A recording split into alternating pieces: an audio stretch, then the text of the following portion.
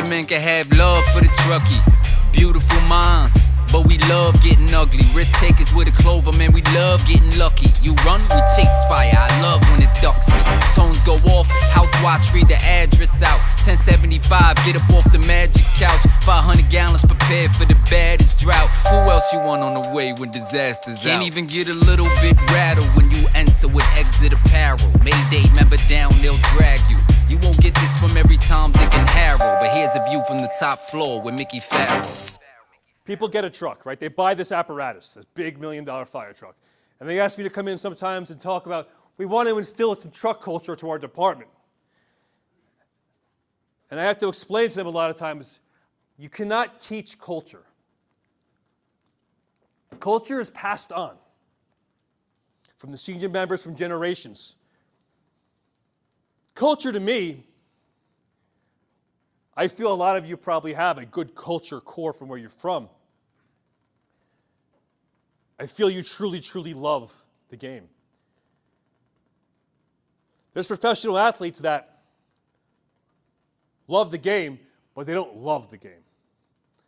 The ones that love the game, they love game day. Game day comes, boom, we're going to win. They're focused, they're zoned in. But the ones that truly love the game, love everything leading up to game day. The hard work, the training, the Saturday spent at days like this. That's culture. Can't teach that. That's developed over time. I explained to them, it doesn't matter what vehicle you take to a fire. It could be a Mac aerial scope, could be a Pierce tower ladder, could be a Ferrara rear mount. Doesn't matter what you do. It could be a tanker, could be an engine, could be a brush truck. When you get there, you have to have the truck mindset. Very different than truck culture. Mindset's understanding the X's and O's of the fireground. Firefighting IQ. So, engine truck class, and some of you are probably thinking, well, I'll sit through this truck guy's class, but we don't have a truck. We don't even do truck search. We don't do this. We don't do that. Understanding, I'm talking X's and O's. I'm not talking pulling ceilings and forcing doors. I'm talking about understanding where you fit in. So now we talk about staffing. Well, what's this New York guy going to talk about staffing and truck? We can have one guy, maybe two guys in a truck. And I understand that's a great argument. But if you ever played basketball in your life, it's 5-on-5. But I'm pretty certain that at one point in your life, you played 2-on-2, 3-on-3. Your staffing was limited, but you understood the game, the X's and O's, the IQ of firefighting. That's what I'm here to talk to you about. The IQ of firefighting. The positioning.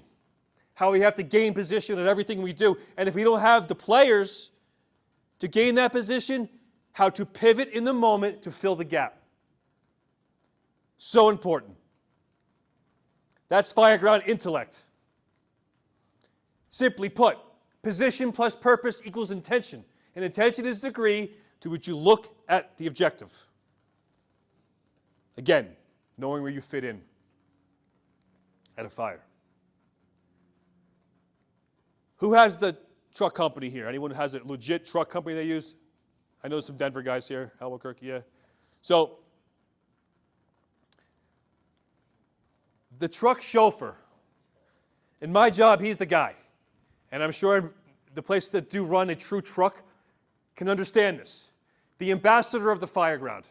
He sets that tempo right off the bat. We get that ticket or the alarms go off, sets that tempo, that rhythm, that flow.